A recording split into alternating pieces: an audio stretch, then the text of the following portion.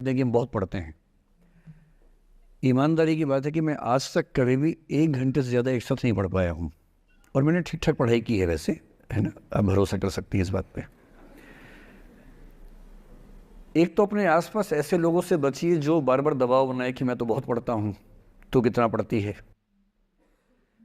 आप कितने घंटे का टारगेट लेके चल रहे हैं, एक प्रॉब्लम ये भी हो सकती है। आपकी उम्र में कॉलेज के अलावा अगर आप 3-4 घंटे पढ़ लेते हैं तो पर्याप्त है। कॉलेज के 3 साल सिर्फ पढ़ाई के लिए नहीं है, पढ़ाई से ज़्यादा सीखने के साल हैं, मंच पे आने के साल हैं। दोस्तों के साथ फिल्म देखिए, दोस्तों के साथ आउटिंग पे जाइए, रेस्टोरेंट में बैठ के खूब बकवास कीजिए उनके साथ। उसमें जो सीखेंगे वो केवल पढ़ाई से नहीं सीखेंगे। तो दिन में 3-4 घंटे बहुत होते हैं। और बाकी मैं एडवाइस करता हूँ बच्चों को कि बहुत सारी एक्टिविटीज़, जिसमें से एक एक्टिविटी चाय की दुकान पे दोस्तों के साथ बैठना, 1 घंटे बात करना भी शामिल है। पर्सनैलिटी ग्रूमिंग के लिए बहुत ज़रूरी है। फिर आप लोगों की उम्र में इमोशंस थोड़े उठापटक होती रहती है। अगर आप महीने के 30 दिन में से 6-7 दिन बीच में नहीं पढ़ पाते डिस्टर्बेंस से, तो इसका मतलब है कि आप दिमागी तौर पर एकदम ठीक हैं। चिंता उनकी है कि जो रोज़ पढ़ रहे हैं। इसका मतलब वो अपनी उम्र में जी नहीं रहे, वो किसी और उम्र में जी रहे हैं।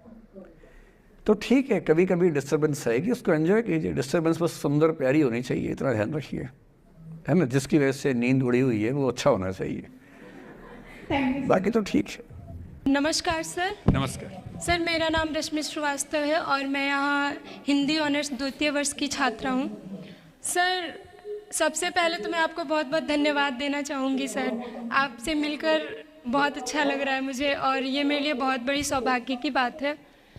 सर, मेरा प्रश्न है आपसे कि सर, मेरे साथ ऐसा हुआ कि मैं बचपन से बहुत अच्छी स्टूडेंट रही और सर मेरी ज़िंदगी में ऐसा एक वक्त आया जब मुझे 2 बार असफलता का सामना करना पड़ा और सर तीसरी बार मैं सफल हुई, परंतु सर आज भी वो डर मेरे मन से नहीं जा रहा है।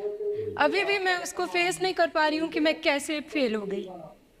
और सर कभी ऐसा होता है कि मैं सो रही हूँ और रात में मुझे वो डर लगता है कि आगे मैं नहीं कर पाऊँगी। मुझे ऐसा लगता है कि आगे अगर मैं कुछ अच्छा करना चाह रही हूँ तो मुझे उस असफलता का डर रहता है कि जो मैंने फेस किया है, और सर मैं उससे उभर नहीं पा रही हूँ। मतलब मेरे ख्याल से ये असफलता आपसे ज़्यादा आपके माहौल की, आपके पेरेंट्स, आपके टीचर्स की है कि उन्होंने आपको, मतलब कुछ बच्चे अपने आप से इतनी उम्मीद पाल लेते हैं कि फेलियर झेल नहीं पाते। आप वैसे बच्चों में हैं। जो आपने कहा ना कि मैं शुरू से बहुत अच्छी स्टूडेंट रही हूँ, ये दुर्भाग्य की बात है, ये अच्छी बात नहीं है। मैं नहीं चाहता कि बच्चे अच्छे स्टूडेंट बने। अच्छे स्टूडेंट का मतलब जो बहुत पढ़ाकू किस्म के होते हैं, सीधे स्कूल से घर, घर से स्कूल, घर में घुसते ही होमवर्क करना शुरू किया, वैसे बच्चे ज़िंदगी में बड़े परेशान रहते हैं। बच्चों को होना चाहिए छटा हुआ टाइप का, शरारती, बदमाश, मतलब काम भी करें स्कूल का, लेकिन बेसिकली आपको स्मार्ट होना है, कॉन्फिडेंट होना है। पढ़ाकू होने से ज़िंदगी बहुत अच्छी नहीं चलती है। ज़िंदगी के लिए ना व्यक्तित्व चाहिए। हुआ क्या आपके साथ, आपको बता दिया गया कि अच्छा बच्चा वो है जो पढ़ता है, होमवर्क करता है, आपने वो सब किया। तारीफ़ें आपकी इतनी हुई होंगी कि बेटा तुम तो कुछ भी कर दोगी, आपको भरोसा हो गया कि मैं कुछ भी कर दूंगी। लेकिन ऐसी ऐसी तारीफ़ें हर गांव, हर मोहल्ले में कई बच्चों की हो रही थी। जब उन सब में कंपटीशन हुआ तो कुछ सफल हुए, बहुत सफल नहीं हो पाए। तो जो सफल नहीं हो पाए उनको बहुत बेचैनी हुई। आपका सौभाग्य है कि अब तीसरी बार में सफल हो गई। कई ऐसे लोग हैं जो कभी सफल नहीं हुए ज़िंदगी में, उनको भी तो जीना है। तो मैं एक ही बात कहूँगा, अपने आप से उम्मीदें कम कर लीजिए। और ये आसान नहीं होता है। इसका तरीका ये है कि 1-2 ऐसे अच्छे दोस्त जो अच्छे भी हैं, दोस्त भी हैं और बहुत उम्मीदें ना रखते हैं, ना आपको रखने देंगे अपने आप से। डायरी लिखने से लेकर कुछ अच्छे उपन्यास पढ़ना, अच्छी फिल्में देखना, जो आपको सहज होना सिखाएं, न कि महान होना सिखाएं। महानता से बड़ा कोई रोग नहीं है, इस चक्कर में नहीं पड़ना है। सामान्य होना है। असली जद्दोजहद सामान्य होने की है, महान होने की नहीं है।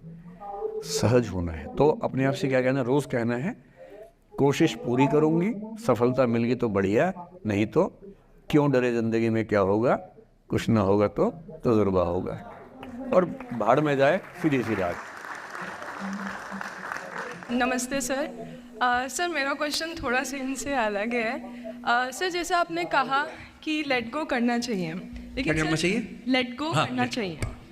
हमने भी ये चीज़ सुनी है कि जिसके नसीब में जो लिखा होता है एक दिन उसे वो मिलता ही है, तो उसके लिए हमें परिश्रम करना चाहिए। तो सर एक इनके बीच में क्या एक थिन लाइन नहीं है कि हमने सोचा जैसे 71st डे पर मुझे ऐसा लग रहा है कि अब मुझसे और नहीं होगा, अब मैं नहीं करूँगी, माना कि वो गिव अप भी कहा जाता है, लेकिन अगर मेरे नसीब में है कि नहीं यार कल ये तुझसे हो जाएगा, अगर मैं कोई भी टास्क कर रही हूँ कल ये कंप्लीट होगा, लेकिन मैं सोचूँ नहीं मेरे से ये प्रेशर नहीं हो रहा, I should let go this, I should start some other thing, तो क्या ये मुझे लेट गो करना कभी रिग्रेट नहीं कर सकते क्या लाइफ में, यार एक दिन और ट्राई कर लेते तो शायद मिल ही जाता? देखिए, जो नसीब का मामला है, मेरे ख्याल से आपकी उम्र में नसीब को नहीं मानना चाहिए। दुनिया में किसी को नहीं पता कि नसीब है या नहीं, और है तो कितना है। सब तुक्का लगा रहे हैं, मैं भी तुक्का लगा रहा हूँ। ठीक, जो हार जाता है ना, उसको तसल्ली देना बहुत ज़रूरी है, वरना वो जी नहीं पाएगा। और पराजित व्यक्ति को तसल्ली देने के लिए सबसे अच्छा शब्द है नसीब, भाग्य, नियति, बहुत ज़रूरी है। और इसलिए एक उम्र के बाद गीता का सार पढ़ना बहुत ज़रूरी है। समझना पड़ता है कि सब कुछ हमारे हाथ में नहीं होता है, सच में नहीं होता है, पर इसका मतलब ये भी नहीं है कि सब कुछ किसी और के हाथ में होता है। अगर ऐसा होता तो बिना मेहनत करने वाले आईएएस बन जाते या कुछ भी बन जाते। ये हो सकता है कि आईएएस बनने के एग्ज़ाम में 10 ने मेहनत की, उनमें से 8 का हुआ, 2 का नहीं हुआ, पर यह नहीं हो सकता कि एक आदमी ने मेहनत नहीं की तो उसका आईएएस हो गया। बिना मेहनत के तो नसीब भी नहीं मिलने वाला है। इसलिए ये मान लीजिए कि कुछ ना कुछ चीज़ें हमारे कंट्रोल में नहीं हैं, लेकिन जितना कंट्रोल में है उस पर पूरी ताकत लगाएंगे, पूरा डिसिप्लिन रखेंगे, तो हम अपनी किस्मत सबसे अच्छी लिख पाएंगे। सबसे अच्छी मतलब बाकियों से नहीं, मेरी जितनी अच्छी हो सकती है उतनी अच्छी लिख पाएंगे। और इसलिए अगर आपको लगे कि मैं नहीं कर पाऊंगी कोई काम, तो उसको गिव अप ही कहते हैं। लेट गो का मतलब तब होता है जब आप मन भर चुका है, अब उसकी ज़रूरत महसूस नहीं हो रही।